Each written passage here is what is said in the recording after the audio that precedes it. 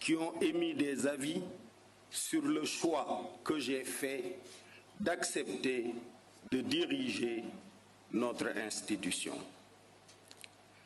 Je suis attentif à toutes les opinions exprimées, de manière bienveillante ou pas, car j'y vois une source précieuse d'enseignements destinés à faire de moi une meilleure personne et un meilleur leader.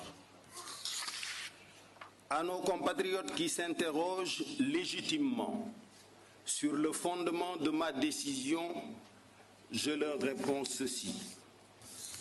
Face à certaines circonstances historiques, il faut dépasser l'attitude vaine du spectateur stérile, pour citer Aimé Césaire. Il faut également dépasser l'attitude de la résignation et de l'exigence sans cause.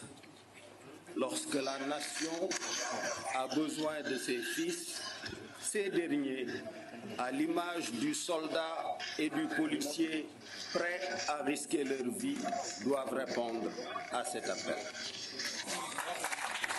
Il faut agir au bénéfice exclusif des populations. Peu importe le coût pour notre propre image ou même notre vie, qui, au regard du destin d'une nation, demeure une insignifiance. Il s'y ajoute que la compétition électorale de 2019 est derrière nous. Le contentieux qui en est issu a été éteint par l'ouverture du dialogue national et les résultats remarquables qu'il a produits. S'agissant de mon intention antérieurement exprimée de ne plus accepter une nomination par décret, j'ai appris d'un grand soufi que la nécessité crée l'exception, même en religion. L'homme peut se prétendre maître de ses intentions et de ses actes, mais son destin relève de ce que les croyants appellent volonté divine et que les non-croyants pourraient nommer contexte, circonstance ou situation. Cher Baïdi, vous l'avez rappelé, notre pays, à l'image du reste du monde, y compris des plus puissants, a subi le choc terrible, inédit de cette Covid-2019 avec son cortège de conséquences économiques et sociales jusque-là inconnues.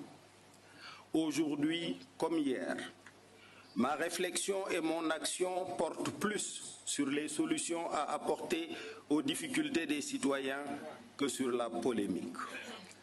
Ceux qui attendent encore à la gare 2019 doivent réaliser que le train est déjà au loin.